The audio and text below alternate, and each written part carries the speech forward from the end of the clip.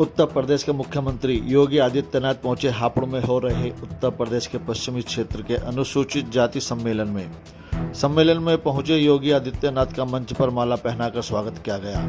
योगी आदित्यनाथ ने इस मंच पर कुछ लाभार्थियों को लाभान्वित किया।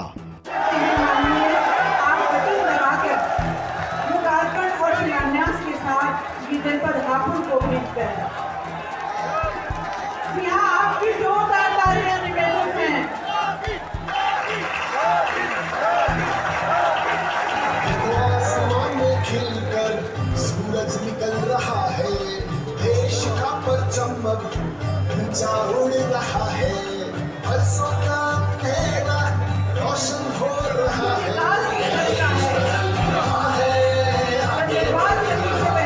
आपके जनपद हापुड़ में देश के संविधान निर्माता डॉक्टर भीमराव अम्बेडकर जी ने कहा कि वे इतिहास नहीं बना सकते जो इतिहास को भूल जाते हैं। बाबा साहेब की इस अमृत विचारधारा का भी सुखद परिणाम है कि देश आज़ादी का अमृत महोत्सव मना रहा है। हम आज़ादी के अमृत काल में प्रवेश कर चुके हैं। मेरी माटी मेरा देश इस कार्यक्रम के अंतर्गत प्रत्येक ग्राम पंचायत से प्राप्त माटी को संग्रहित कर सरकारी विद्यालयों के ये बच्चे माननीय मुख्यमंत्री जी के समक्ष भावपूर्ण मिश्रण हेतु लेकर आ रहे हैं। हम नमन करते हैं अपने देश की इस माटी को।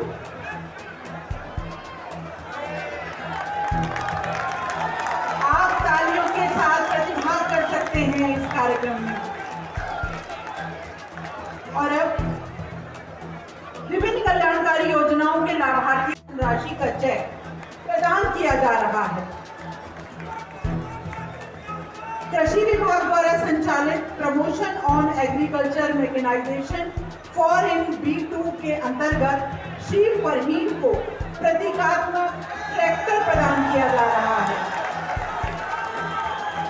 PM कुसुम योजना के अंतर्गत अनुसूचित वर्ग के श्री आनंद कुमार को सोलर पंप प्राप्त करने का प्रमाण पत्र प्रदान किया जा रहा है।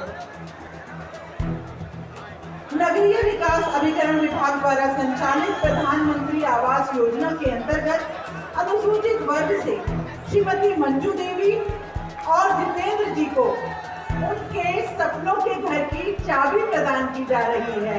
जोरदार तालियां बढ़ती रहे तो बहुत ही सुंदर लगेगा। ODOP के अंतर्गत अनुसूचित वर्ग के श्री अजीत सिंह को 10 लाख धनराशि का चेक दिया जा रहा है और मुख्यमंत्री स्वरोजगार योजना के अंतर्गत अनुसूचित वर्ग के पवन कुमार जी को 10 लाख धनराशि का चेक भेंट किया जा रहा है। ग्रामीण विकास विभाग के बाबा साहेब रोजगार प्रोत्साहन योजना के अंतर्गत अनुसूचित वर्ग से श्री विपिन कुमार को आटा चक्की के लिए 2 लाख धनराशि का ऋण और 70,000 अनुदान राशि का प्रमाण पत्र। श्री चेतन प्रकाश को बैग निर्माण के लिए 3 लाख धनराशि का ऋण और 70,000 अनुदान राशि का प्रमाण पत्र प्रदान किया जा रहा है। Doctor B.R. Ambedkar, doctor B.R. Ambedkar, वंदे वंदे वंदे। भारतीय जनता पार्टी पश्चिमी क्षेत्र के तत्वाधान में आयोजित आज के अनुसूचित जाति जनजाति सम्मेलन में अपना योग्य मार्गदर्शन प्रदान करने के लिए यहाँ पर पधारे भारतीय जनता पार्टी के कर्मठ और योग्य प्रदेश अध्यक्ष माननीय चौधरी भूपेंद्र सिंह जी, केंद्रीय मंत्री जनरल VK सिंह जी, केंद्रीय मंत्री श्री कौशल किशोर जी, माननीय सांसद श्री राजेंद्र अग्रवाल जी, उत्तर प्रदेश सरकार में मेरे सहयोगी मंत्रीगण श्री असीम अरुण जी, श्रीमती गुलाब देवी जी, श्री दिनेश खटीक जी, लोकप्रिय विधायक माननीय सांसद श्रीमती कांता करदम जी, कपिल देव अग्रवाल जी, सुभाष यदुवंश जी, ब्रज बहादुर जी, डॉक्टर भोला सिंह जी, अम्बेडकर जी की मिशन के लिए समर्पित पश्चिमी क्षेत्र से जुड़े हुए मेरे सभी उपस्थित भाइयों बहनों, आज शारदीय नवरात्रि का तृतीय तिथि है। इस अवसर पर आप सभी का मैं हृदय से अभिनंदन करता हूं, स्वागत करता हूं। भाइयों बहनों, सदैव से सर्वे भवन्तु सुखिना सर्वे सन्तु निरामया, जिसको प्रधानमंत्री मोदी जी ने सबका साथ, सबके विकास के भाव के साथ जोड़ा है, इस पर आधारित रहा है। आप याद करिए, कौन सा ऐसा कालखंड था जब आज के हमारे अनुसूचित जाति में कहे जाने वाले बंधुओं ने, महापुरुषों ने समाज का मार्गदर्शन न किया हो। याद करिए, जब भगवान राम से साक्षात्कार कराना था तो महर्षि वाल्मीकि ने रामायण जैसा ग्रंथ हम सबको दिया। याद करिए, जब दुनिया के अंदर अंधकार था, तब इस बात का उद्घोष करने वाले कि धर्म, अर्थ, काम और मोक्ष, इन चारों मानवीय पुरुषार्थों से जुड़ा हुआ जो कुछ भी है वह मेरे इस ग्रंथ में है, जो इस ग्रंथ में नहीं अन्यत्र कहीं नहीं। भगवान वेदव्यास ने इसी तरह से उद्घोष किया था, महाभारत जैसा महाकाव्य रच करके। और याद करिए, मध्यकाल में याद करिए, मन चंगा तो कठौती में गंगा का उद्घोष करने वाले संत रविदास जी को भी इसी समाज ने आगे बढ़ा करके भक्ति का एक ऐसा संदेश दिया जो आज भी हम सब के लिए प्रेरणा बना हुआ है। देश आजाद होना था, आजाद भारत में कैसी व्यवस्था चाहिए, एक संविधान के निर्माण की आवश्यकता थी। और उस संविधान का निर्माता के रूप में अगर किसी ने दिया तो इसी समाज ने बाबा साहब डॉक्टर भीमराव अंबेडकर इस देश को दिए। और बाबा साहब भीमराव अंबेडकर की प्रेरणा से एक ऐसा संविधान बना जो आज 142 करोड़ लोगों को एकता के सूत्र में जोड़ करके उत्तर से दक्षिण तक, पूरब से पश्चिम तक जोड़ने का कार्य कर रहा है। और भाइयों बहनों, बाबा साहब भीमराव अंबेडकर को सही मायने में अगर किसी ने सम्मान दिया है, वह सम्मान दिया है आज के देश के यशस्वी प्रधानमंत्री श्री नरेंद्र मोदी जी ने। आप याद करिए, बाबा साहब भीमराव अंबेडकर से जुड़े हुए पंच तीर्थों की स्थापना प्रधानमंत्री मोदी जी ने किया। उनकी जन्मभूमि मऊ मध्य प्रदेश में, दिल्ली में जहां रह करके उन्होंने अपना सार्वजनिक जीवन व्यतीत किया था, वहां पर स्मारक बना करके, इंग्लैंड में रह करके उस भवन को क्रय करके अनुसूचित जाति के नौजवानों को इंग्लैंड में और विदेश में पढ़ाई करने के लिए वहां स्मारक और लाइब्रेरी और वहां पर छात्रावास बनाने का कार्य प्रधानमंत्री मोदी जी ने किया। उनकी दीक्षा भूमि नागपुर में और चैत्य भूमि मुंबई को भी स्मारक के रूप में भव्य स्वरूप देने का कार्य अगर किसी ने किया है, ये प्रधानमंत्री मोदी जी ने किया। तो दिल्ली में डॉक्टर भीमराव अंबेडकर अंतर्राष्ट्रीय केंद्र का निर्माण भी प्रधानमंत्री मोदी जी की प्रेरणा से संपन्न हो पाया है। और प्रधानमंत्री मोदी जी की प्रेरणा से उत्तर प्रदेश के लखनऊ में हमारी सरकार भी डॉक्टर भीमराव अंबेडकर अंतर्राष्ट्रीय केंद्र की स्थापना कर रही है, जहां पे अनुसूचित जाति जनजाति के नौजवानों को उच्च शिक्षा के लिए और प्रतियोगी परीक्षाओं के लिए स्कॉलरशिप की एक व्यवस्था और उच्च अध्ययन करने के लिए एक व्यवस्था का कार्य हम लोग करने जा रहे हैं।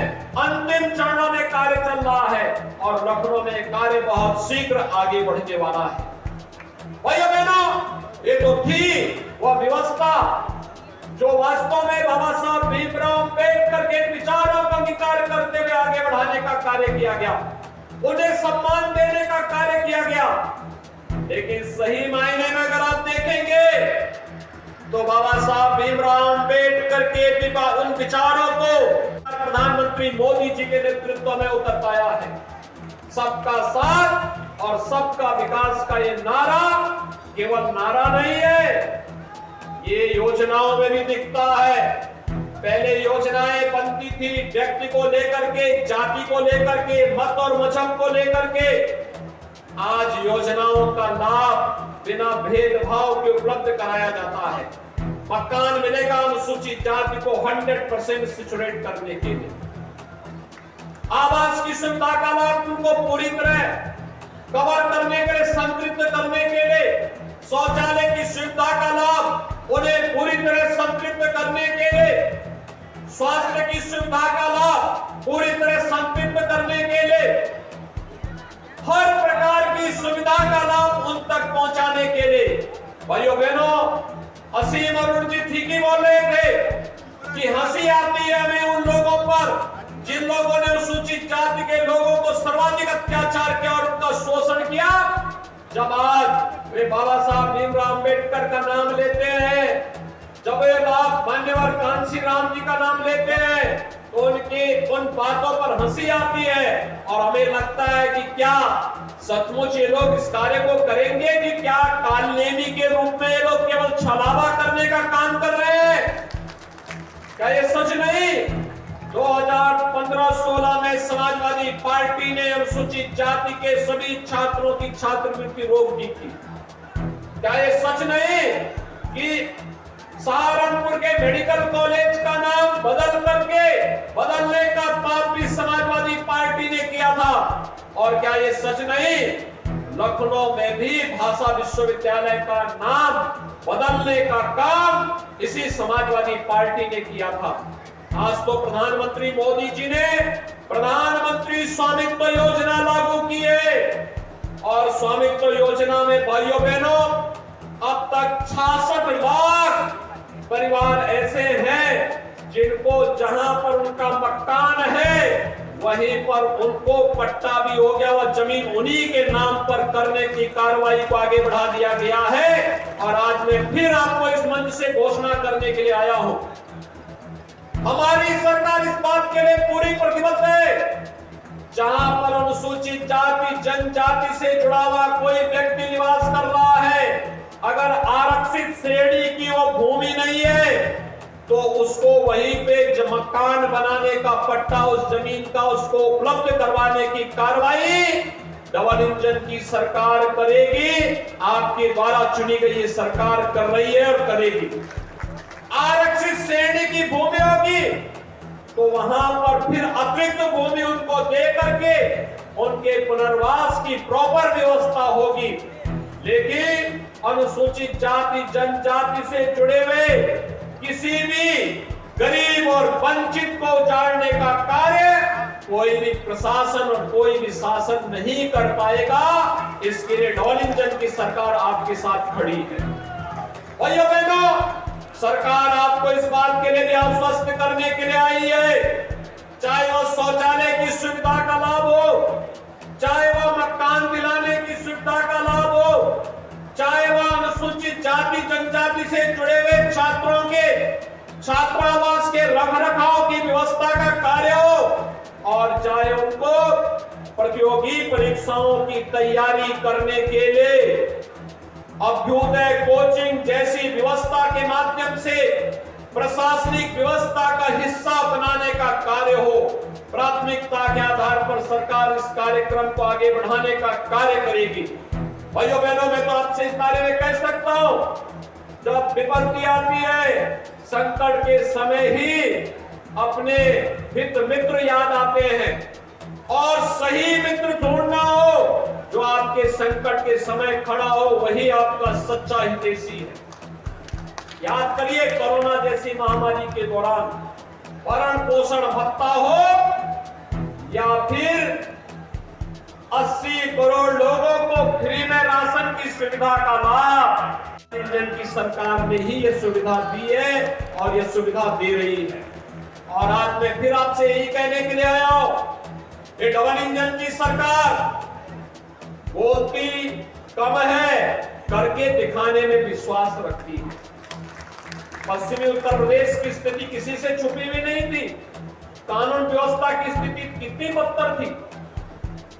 घर के जानवर उठा खोल करके लोग चले जाते थे, गाय और भैंस भी खोल करके लेके चले जाते थे। बेटी स्कूल नहीं जा पाती थी, कांवड़ यात्रा को रोक दिया जाता था। कोई पर्व और त्योहार, संत रविदास जी के जयंती का कार्यक्रम हो, वाल्मीकि जयंती का कार्यक्रम हो, कांवड़ यात्रा का कार्यक्रम हो, कोई भी कार्यक्रम पश्चिमी उत्तर प्रदेश में नहीं होने दिया जाता था। लेकिन जब से आपके आशीर्वाद से, मोदी जी की प्रेरणा और उनके नेतृत्व में उत्तर प्रदेश में भी भारतीय जनता पार्टी की सरकार आई, बाबा साहब भीमराव अंबेडकर की जयंती का कार्यक्रम हो, संत रविदास जी की जयंती का कार्यक्रम हो, महर्षि वाल्मीकि जी की जयंती का कार्यक्रम हो, या फिर कांवड़ यात्रा का कार्यक्रम पूरी भव्यता के साथ सभी आयोजन होते हैं। इस कार्यक्रम में कोई भी विघ्न और बाधा नहीं डाल सकता है। आज के दिन पर आप देखते होंगे कितने धूम धड़ाके के साथ यात्राएं निकलती हैं, पर्व और त्योहार कितने शांतिपूर्ण तरीके से संपन्न हो रहे हैं। ये आपके सामने एक मिसाल है। और भाइयों बहनों, उसी कार्यक्रम को आगे बढ़ाने के लिए आज हम सब आपके पास आए, आपसे कहने के लिए, ये डबल इंजन की सरकार आपकी समृद्धि के लिए, आपकी सुरक्षा के लिए, आपकी खुशहाली के लिए और बाबा साहब अंबेडकर जी के सपनों को जमीनी धरातल पर उतारने के लिए पूरी प्रतिबद्धता के साथ कार्य कर रही है। हम आपको इस बात के लिए आश्वस्त करने के लिए आए हैं कि डबल इंजन की सरकार ने जैसे अब तक विभिन्न कार्यक्रमों को प्रभावी ढंग से लागू करने का कार्य किया है, ये निरंतर बना रहे, जिससे अंतिम पायदान पर बैठे हुए व्यक्ति को भी शासन की योजना का लाभ मिल सके। उसी अभियान के क्रम में आज पश्चिमी क्षेत्र के सम्मेलन में जागरूकता के अभियान के क्रम में हम सब आपके बीच में आए हैं। आप सब जानते हैं, मोदी जी के लिए हमेशा समाज के अंतिम पायदान पर बैठा हुआ व्यक्ति उतना महत्वपूर्ण है, क्योंकि वह आधार है, समाज के आधार है, राष्ट्र की आधारशिला है। अगर आधार मजबूत होगा, नींव मजबूत होगी, तो राष्ट्र का भवन भी अपने आप ही मजबूत हो जाएगा। और इसीलिए इस व्यवस्था को आगे बढ़ाने के लिए आज प्रधानमंत्री मोदी जी ने सभी योजनाओं का आधार बिंदु व्यक्ति, जाति, मत और मजहब नहीं, बल्कि गांव, गरीब, किसान, नौजवान, महिलाएं, वंचित, दलित और समाज का वह तबका, मुसर है, बनवासी है, या फिर उस समाज का वो व्यक्ति जो अब तक योजनाओं से पूरी तरह वंचित रहा है, उसे केंद्र में रख करके उसको फोकस करते हुए योजनाएं बनाई गई, उन तक पहुंचाने का कार्य हुआ है। आज उन्हें शासन की योजनाओं में हक मिल रहा है, आज उन्हें सम्मान मिल रहा है, आज वे व्यवस्था का हिस्सा बन रहे हैं, आज उन्हें समाज में सम्मानजनक ढंग से आगे बढ़ने का कार्य किया जा रहा है। आज भाइयों बहनों, इसी का परिणाम है। पहले आपने देखा होगा, हम 26 जनवरी के आयोजन को संविधान अंगीकार करने के दिवस के रूप में तो मनाते थे, लेकिन कभी जिस दिन बाबा साहब भीमराव अंबेडकर ने संविधान में साइन करके इसका ड्राफ्ट तैयार किया था, और निर्माण का कार्य पूरा किया था। 26 नवंबर की वो तिथि कभी किसी ने स्मरण नहीं किया। प्रधानमंत्री जी ने कहा कि 26 नवंबर की तिथि भी बाबा साहब भीमराव अंबेडकर के प्रति समर्पण का भाव के लिए होना चाहिए और संविधान दिवस के दिन 26 नवंबर की तिथि याद की जाती है। ये परंपराएं अनवरत चलती रहे।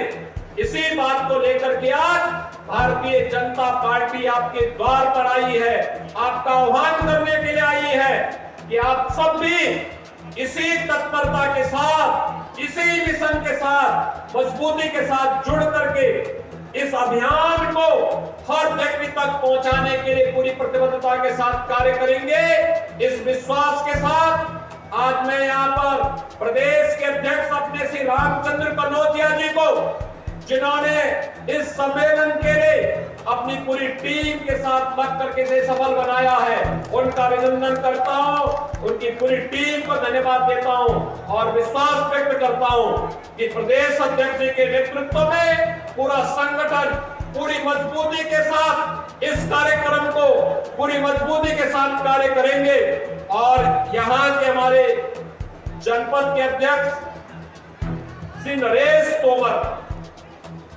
नवनियुक्त अध्यक्ष तत्व हो, पूरी मजबूती के साथ लग करके इस कार्यक्रम को आगे बढ़ाया है। उन सब का मैं हृदय से अभिनंदन करते हुए आप सभी बंधुओं का एक बार फिर से स्वागत करता हूं, अभिनंदन करता हूं और आश्वस्त करता हूं कि सुरक्षा, सम्मान और आपके स्वावलंबन के लिए डबल इंजन की सरकार पूरी प्रतिबद्धता के साथ कार्य करेगी।